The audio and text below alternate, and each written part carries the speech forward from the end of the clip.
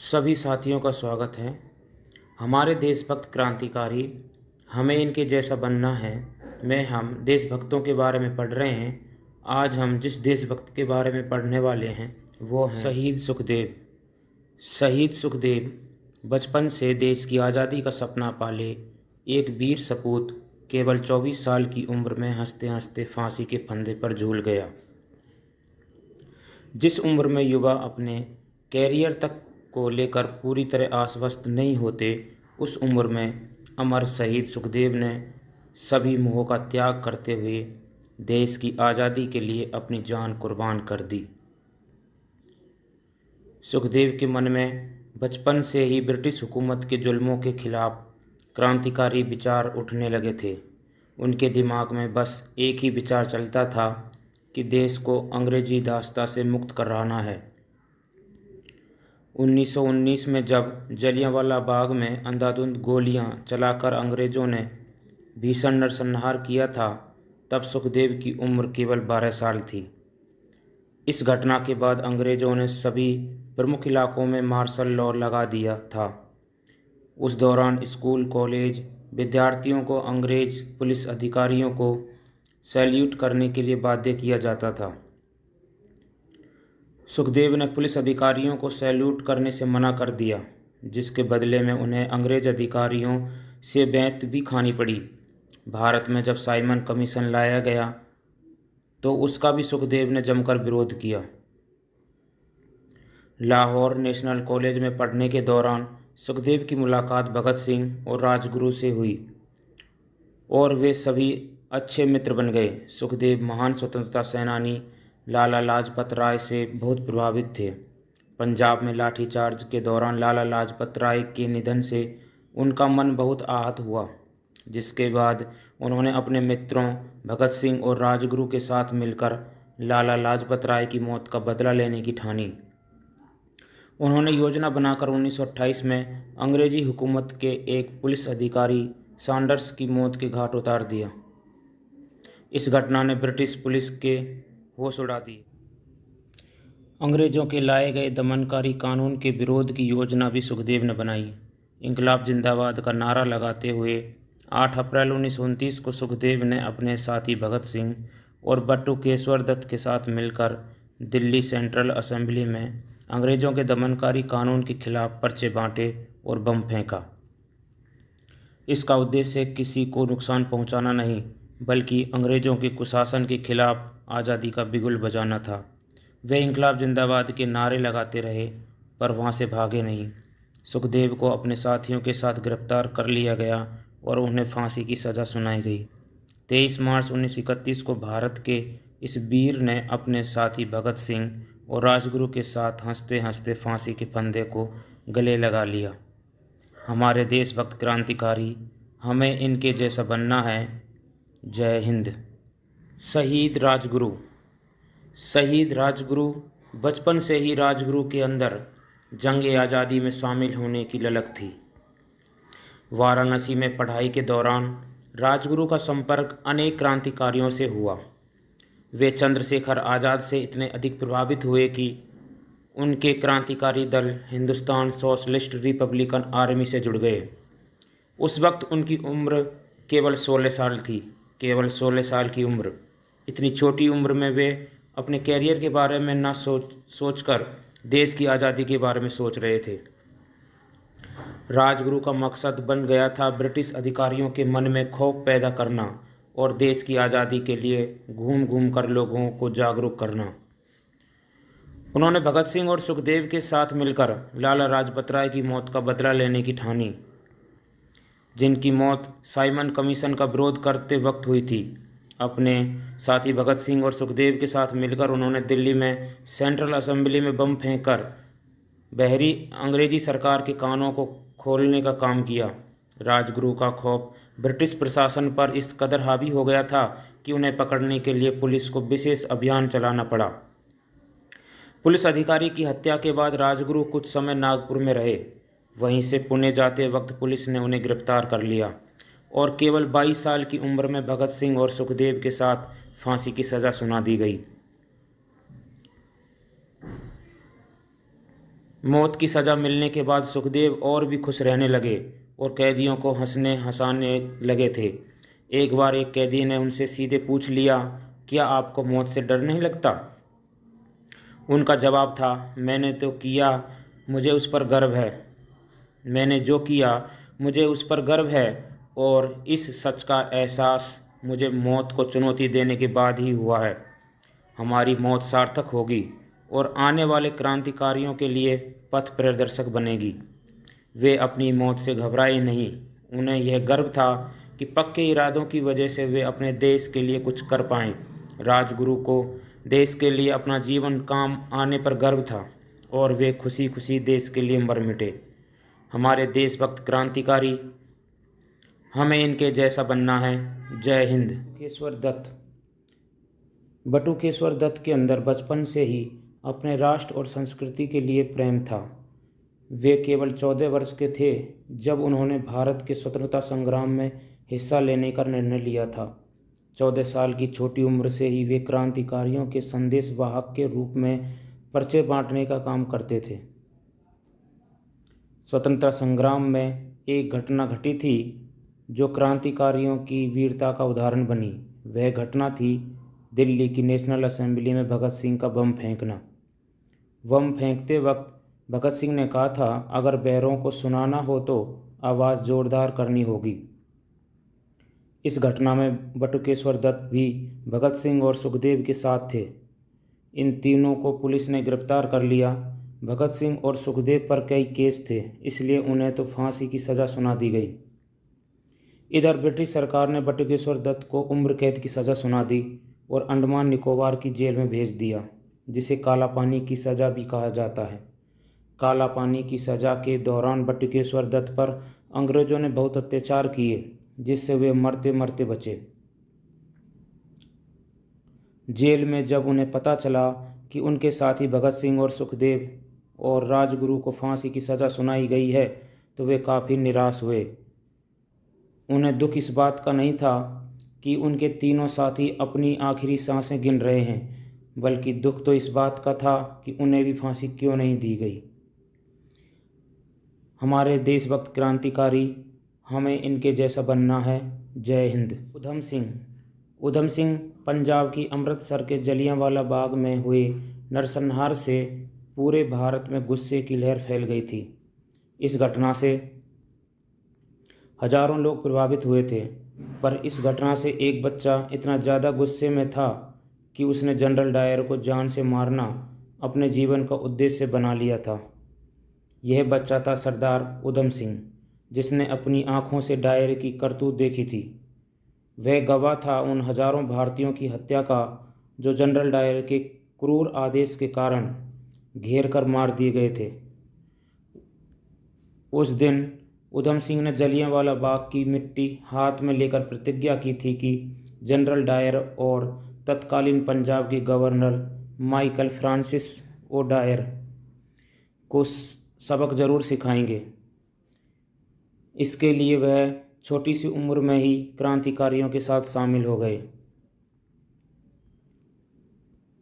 अपनी प्रतिज्ञा को पूरा करने के लिए सरदार उधम सिंह क्रांतिकारियों से चंदा इकट्ठा कर देश के बाहर चले गए। उन्होंने कई देशों की यात्रा की और अंग्रेजी सरकार से लड़ने के लिए काफ़ी पैसे जुटाए। साथ ही वे अपनी प्रतिज्ञा को पूरा करने के लिए मेहनत करते रहे। इसी बीच उधम सिंह को पता चला कि उनके लंदन पहुंचने से पहले जनरल डायर बीमारी के चलते मर गया है। ऐसे में उन्होंने अपना पूरा ध्यान माइकल ओ डायर को मारने पर लगाया और अपनी ली गई प्रतिज्ञा को पूरा भी किया। 13 मार्च 1940 को रॉयल सेंट्रल एशियन सोसाइटी की लंदन के एक हॉल में बैठक थी। वहाँ माइकल ओडायर भी स्पीकर्स में से एक था। उधम सिंह ने उस दिन अपनी रिवॉल्वर एक मोटी किताब में छुपाई और वहाँ पहुँच गए। बैठक के बाद उधम सिंह ने माइकल ओडायर पर निशाना चलाया। उधम की चलाई हुई गोलियां डायर की लगी, जिससे उनकी तुरंत मौत हो गई। इसके बाद ही उधम सिंह ने अपनी प्रतिज्ञा पूरी की और जलियांवाला कांड का बदला लिया। उधम सिंह ने वहां से भागने की कोशिश नहीं की और गिरफ्तार हो गए। उन पर मुकदमा चलाया गया और फांसी की सज़ा सुनाई गई। हमारे देशभक्त क्रांतिकारी, हमें इनके जैसा बनना है। जय हिंद। अशफाक उल्ला खान। कसली है कमर अब तो कुछ करके दिखाएंगे, आज़ाद ही हो लेंगे या सर ही कटा देंगे। हटने के नहीं पीछे, डर कर कभी जुल्मों से, तुम हाथ उठाओगे हम पैर बढ़ा देंगे। देश की गुलामी की जंजीरों को तोड़ने के लिए हंसते हंसते फांसी का फंदा चूमने वाले अशफाक उल्ला खान जंग आज़ादी के महानायक थे। अंग्रेज़ों ने उन्हें अपने पाले में मिलाने के लिए तरह तरह की चालें चली, लेकिन वे सफल नहीं हो पाए। अंग्रेज़ों ने उन्हें तोड़ने की बहुत कोशिश की, परंतु वे सब अपने पर सह गए। देश पर और देश के लोगों पर आंच तक नहीं आने दी। ऐसे मजबूत इरादे वाले थे अशफाक उल्ला खान। अशफाक पर महात्मा गांधी का काफ़ी प्रभाव था, लेकिन जब चोरी चोरा की घटना के बाद गांधी जी ने असहयोग आंदोलन वापस ले लिया तो वे प्रसिद्ध क्रांतिकारी राम प्रसाद बिस्मिल से जा मिले। बिस्मिल और चंद्रशेखर आज़ाद के नेतृत्व में उन्होंने हथियारों के लिए रकम जुटाने के उद्देश्य से ट्रेन में ले जाने वाले सरकारी खजाने को लूटने की योजना बनाई और खजाना लूट लिया। दरअसल वह खजाना भी अंग्रेज़ों ने भारतीयों से ही लूटा था। इस घटना से ब्रिटिश हुकूमत तिलमिला उठी और जगह जगह छापे मारकर इन सब को ढूंढने लगी। एक एक कर काकोरी कांड में शामिल सभी क्रांतिकारी पकड़े गए, लेकिन चंद्रशेखर आज़ाद और अशफाक उल्ला खान हाथ नहीं आए। बाद में उनके किसी धोखेबाज मित्र ने अंग्रेज़ों द्वारा घोषित इनाम के लालच में आकर पुलिस को सूचना दे दी और दोस्त की गद्दारी से अशफाक पकड़े गए। काकोरी कांड के बाद जब अशफाक को गिरफ्तार कर लिया गया तो अंग्रेज़ों ने उन्हें सरकारी गवाह बनाने की कोशिश की और कहा कि यदि हिंदुस्तान आज़ाद भी हो गया तो उस पर हिंदुओं का राज होगा और मुसलमानों को कुछ नहीं मिलेगा। इसके जवाब में अशफाक ने कहा कि फूट डालकर शासन करने की अंग्रेज़ों की चाल का उन पर कोई असर नहीं होगा और हिंदुस्तान आज़ाद होकर रहेगा। अशफाक ने अंग्रेज़ों से कहा था कि तुम लोग हिंदू मुसलमानों में फूट डालकर आज़ादी की लड़ाई को नहीं दबा सकते। हिंदुस्तान में क्रांति की ज्वाला भड़क चुकी है जो अंग्रेज़ी साम्राज्य को जलाकर राख कर देगी। अपने दोस्तों के खिलाफ मैं सरकारी गवाह बिल्कुल नहीं बनूंगा। उनकी इस जिद से अंग्रेज़ उन्हें फांसी पर चढ़ाने पर आमादा थे और आखिरकार अंग्रेज़ जज ने डकैती जैसे मामलों में अशफाक को फांसी की सज़ा सुना दी। 19 दिसंबर 1927 को अशफाक को फांसी दे दी गई। उन्होंने हंसते हंसते फांसी का फंदा चूम लिया। हमारे देशभक्त क्रांतिकारी, हमें इनके जैसा बनना है। जय हिंद। सचिंद्रनाथ सान्याल। सचिंद्रनाथ सान्याल वे क्रांतिकारी थे जिन्होंने स्वतंत्रता आंदोलन को बौद्धिक नेतृत्व प्रदान किया। उनका मानना था कि विशिष्ट दार्शनिक सिद्धांत के बिना कोई आंदोलन सफल नहीं हो सकता। यही कारण था कि भगत सिंह जैसे महान क्रांतिकारी भी सचिंद्रनाथ सान्याल को अपना आदर्श मानते थे। सचिंद्रनाथ सान्याल ने वाराणसी को क्रांतिकारियों का सेंटर बना दिया था। उन्होंने देश भर के युवा क्रांतिकारियों को वाराणसी बुलाकर हिंदुस्तान रिपब्लिकन एसोसिएशन और हिंदुस्तान रिपब्लिक आर्मी का गठन किया। बाद में इसी हिंदुस्तान रिपब्लिकन एसोसिएशन के क्रांतिकारियों ने काकोरी कांड में सरकारी खजाना लूटने का काम किया। काकोरी ट्रेन डकैती में जर्मनी के बने माउजर का इस्तेमाल किया गया था। माउजर उस समय के हिसाब से अत्याधुनिक हथियार था जो केवल जर्मनी में ही मिल सकता था। इसे भारत में लाने का मास्टर प्लान बनाया सचिंद्रनाथ सान्याल ने। इसके लिए सान्याल ने वाराणसी में चुनार से लेकर 80 घाट तक तैराकी की प्रतियोगिता करवाई। इस प्रतियोगिता में BHU के छात्र केशव चक्रवर्ती को पहला स्थान मिला। केशव को सान्याल ने जर्मनी में होने वाली तैराकी प्रतियोगिता के लिए भेजा। इसके साथ ही केशव को यह जिम्मा सौंपा गया कि भारत के लिए मेडल लाने के साथ वे 50 अत्याधुनिक माउजर की खेप भारत लेकर आएं। केशव ने यह जिम्मेदारी बखूबी निभाई। इन्हीं हथियारों से काकोरी कांड को सफल बनाया गया था, लेकिन बाद में इसमें शामिल ज़्यादातर क्रांतिकारी पकड़े गए। इसके बाद लखनऊ में काकोरी षड्यंत्र का केस चला और सान्याल को आजीवन काले पानी की सज़ा सुना दी गई। उनके छोटे भाई भूपेंद्र को 5 साल और मनमथ नाथ को 14 साल की सज़ा हुई। हमारे देशभक्त क्रांतिकारी, हमें इनके जैसा बनना है। जय हिंद। दुर्गा भाभी हर माँ अपने बच्चे को सुरक्षित रखना चाहती है, परंतु देश की आज़ादी के लिए नन्हे से बच्चे को गोद में लेकर जाने वाली माँ निसंदेह ही एक साहसी महिला रही होगी। यह उस समय की बात है जब ब्रिटिश पुलिस अफसर जॉन सॉन्डर्स की हत्या कर दी गई थी। अंग्रेजी सरकार भगत सिंह और राजगुरु को लाहौर के चप्पे चप्पे पर ढूंढ रही थी। लाहौर छोड़कर निकल रहे सभी नौजवानों पर उनकी नज़र थी। 2 दिन तक छुपे रहने के बाद राजगुरु ने एक योजना बनाई जिसके लिए एक और इंसान तक पहुंचना जरूरी था, और वे थी दुर्गा भाभी। दुर्गा भाभी हिंदुस्तान सोशलिस्ट रिपब्लिक आर्मी के सदस्य क्रांतिकारी भगवती चरण बोहरा की पत्नी थी। राजगुरु ने उनसे मदद मांगी और कहा, हमें लाहौर से बाहर जाना है। दुर्गा भाभी अपने बेटे के जन्म के बाद से क्रांतिकारी गतिविधियों से थोड़ी दूर थी, लेकिन जब उन्हें पता चला कि भगत सिंह और राजगुरु को उनकी ज़रूरत है, वे फ़ौरन तैयार हो गई। उसके बाद जो हुआ वह इतिहास का एक ऐसा किस्सा है जिसके बारे में जानकर लोग दांतों तले उंगली दबा लेते हैं। वह किस्सा जब वेश बदलकर भगत सिंह, दुर्गा भाभी और उनके बच्चे के साथ अंग्रेज़ों की नाक के नीचे से निकल गए थे। क्या आप जानना चाहते हैं ये सब कैसे हुआ? हुआ कुछ यूं कि एक दिन राजगुरु अपने साथ एक सजीले नौजवान को लेकर दुर्गा भाभी से मिलने पहुंचे। दुर्गा भाभी उस नौजवान को पहचान नहीं पाई। तब राजगुरु ने बताया, ये भगत सिंह हैं।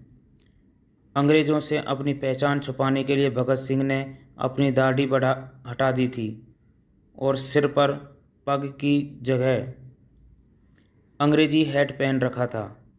दुर्गा भाभी भौंचक रह गई क्योंकि भगत सिंह तो बिल्कुल भी नहीं पहचानने जा रहे थे। उन्होंने अगले दिन यानी 20 तारीख की सुबह लाहौर से कलकत्ता जाने वाली ट्रेन के 3 टिकट लिए। भगत सिंह अपनी पत्नी बनी दुर्गा और उनके बच्चे के साथ पहले दर्जे में बैठने वाले थे। उनके नौकर बने राजगुरु के लिए तीसरे दर्जे का टिकट लिया गया। स्टेशन पर पहुंचते हुए सबके दिल में दुख दुखी लगी हुई थी कि कहीं कोई पहचान ना ले या कुछ हो ना जाए। लेकिन अंग्रेज़ तो एक पगधारी सिख को ढूंढ रहे थे। अंग्रेजी सूट बूट और हैट से सजे नौजवान पर उनका ध्यान गया ही नहीं। ऐसा नौजवान जिसके साथ उसकी पत्नी और छोटा बच्चा भी था। किसी को कोई शक नहीं हुआ। स्टेशन के भीतर जाकर उन्होंने कानपुर की ट्रेन ली, फिर लखनऊ में ट्रेन बदल ली, क्योंकि लाहौर से आने वाली सीधी ट्रेनों में भी चेकिंग जारी थी। लखनऊ में राजगुरु अलग होकर बनारस चले गए और भगत सिंह, दुर्गा भाभी और उनका छोटा बच्चा हावड़ा के लिए निकल गए। कलकत्ता में ही भगत सिंह की वह मशहूर तस्वीर ली गई थी जिसमें उन्होंने हैट पहन रखा है। इस तरह दुर्गा भाभी भगत सिंह को अंग्रेज़ों की नाक के नीचे से निकाल लाई। उन्होंने देश के वीर जवानों की सहायता के लिए अपने घर से निकलकर हिम्मत से परिस्थिति का सामना किया। वे अपने बेटे के जन्म के बाद से इन सब क्रांतिकारी गतिविधियों से दूर थी, परंतु समय की मांग को देखते हुए वे भी इस आग में कूदने को तैयार थी। वे अपनी बातों पर अड़कर खड़ी रही और अपने मन के डर को दबाकर एक मजबूत खंभे की तरह डट गई और जो मन में सोच लिया उसके लिए आगे की ओर कदम बढ़ाए। उन्होंने परिस्थितियों में डटकर खड़े रहने का फैसला किया। हमारे देशभक्त क्रांतिकारी, हमें इनके जैसा बनना है। जय हिंद। जतीन्द्र नाथ दास कोलकाता के एक साधारण बंगाली परिवार में जन्मे। जतीन्द्र नाथ दास महज 16 साल की उम्र में ही देश की आज़ादी के आंदोलन में कूद गए थे। इन्हें जतिन दास के नाम से भी जाना जाता है। 16 साल की उम्र, वह उम्र जब बच्चे अपने और अपने दोस्तों के बारे में सोचते हैं और अपने शौक़ पूरा करने की कोशिश करते हैं। उस नन्ही सी उम्र में जतिंद्र ने देश के लोगों के बारे में सोचा। उन्होंने लाहौर असेंबली में बम फेंका, जिसमें कई ब्रिटिश अधिकारी मारे गए थे। इसके बाद ब्रिटिश पुलिस ने उनके साथियों को पकड़ने के लिए गतिविधियां तेज कर दी और उन्हें पकड़ लिया गया। उन दिनों जेल में भारतीय राजनीतिक कैदियों की हालत एकदम खराब थी। जेल में लोगों की ज़िंदगी नरक बनी हुई थी। उनके कपड़े महीनों नहीं धोए जाते थे। तमाम गंदगी में खाना बनता और परोसा जाता था। इससे धीरे धीरे भारतीय कैदियों में गुस्सा भरता गया। जेल में भारतीय कैदियों के साथ हो रहे बुरे व्यवहार के विरोध में उन्होंने भूख हड़ताल की। जीत या फिर मौत, एक अटल प्रण के साथ उनकी क्रांतिकारी भूख हड़ताल शुरू हुई। उनका मानना था कि संघर्ष करते हुए गोली खाकर या फांसी पर झूलकर मरना शायद आसान है, क्योंकि उसमें अधिक समय नहीं लगता, पर अनशन में व्यक्ति धीरे धीरे मृत्यु की ओर आगे बढ़ता है। ऐसे में यदि उसका मनोबल कम हो तो संगठन का मूल उद्देश्य खतरे में पड़ जाता है। हड़ताल तोड़ने के लिए जेल अधिकारी स्वादिष्ट भोजन, मिठाई और दूध आदि इन क्रांतिकारियों को देने लगे। सब क्रांतिकारी ये सामान फेंक देते थे, पर जतिंद्र कमरे में रखे होने पर भी खाने को छूने तो दूर देखते तक न थे। जेल अधिकारियों ने जबरन अनशन तोड़वाने का निश्चय किया। वे बंदियों के हाथ पैर पकड़कर नाक में रबड़ की नली घुसेड़कर पेट में दूध डाल देते थे। जतिंद्र के साथ ऐसा किया गया तो वे जोर से खांसने लगे। इससे दूध उनके फेफड़ों में चला गया और उनकी हालत बहुत बिगड़ गई। जेल प्रशासन ने उनके छोटे भाई किरण चंद्र दास को उनकी देखरेख के लिए बुला लिया, पर जतीन्द्र नाथ दास ने उसे इसी शर्त पर अपने साथ रहने की अनुमति दी कि वह उनके संकल्प के बीच नहीं आएगा। इतना ही नहीं, यदि उनकी बेहोशी की अवस्था में जेल अधिकारी कोई खाना, दवा या इंजेक्शन देना चाहें तो वह ऐसा नहीं होने देगा। हड़ताल के 63वें दिन पर भी उनके चेहरे पर एक अलग ही तेज था। जतिंद्र ने इस दुनिया से विदा ले ली। सिर्फ 24 साल की उम्र में भारत माँ का यह सच्चा सपूत अपने देश के लिए कुर्बान हो गया। यह था देश के लिए सच्चा जज्बा और प्यार। ना उम्र देखी, ना सेहत, देखा तो केवल अपना देश। हमारे देशभक्त क्रांतिकारी, हमें इनके जैसा बनना है। जय हिंद।